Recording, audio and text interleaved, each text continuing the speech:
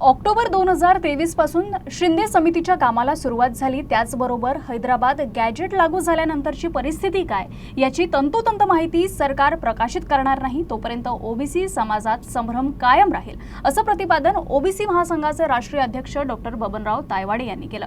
यासोबतच सरकारनं ओबीसी प्रवर्गातील विद्यार्थ्यांसाठी केलेली तरतूद कमी असून किमान 10,000 कोटींची गरज असल्याचं ते म्हणाले। येणाऱ्या जनगणनेत ओबीसी प्रवर्गाची जनगणना व्हावी यासह इतर प्रमुख मागण्यांसाठी दिल्लीत आंदोलन करणार असल्याचंही ते म्हणाले। ओबीसी समाजावरती मी आजही जबाबदारीपूर्वक अन्याय करतो की कुठलाही अन्याय झालेला नाही। आकडेवारी चुकीची घोषित होते, त्याच्यामुळे ओबीसी समाजामध्ये संभ्रम निर्माण होतो।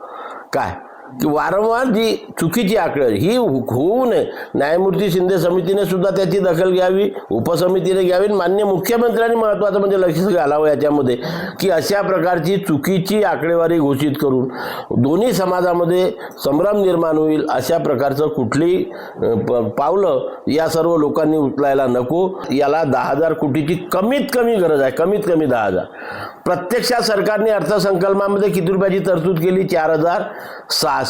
5,400 रुपयाची तूट आहे आणि हा दरवर्षी अशा प्रकारे तुटीची तरतूद होते।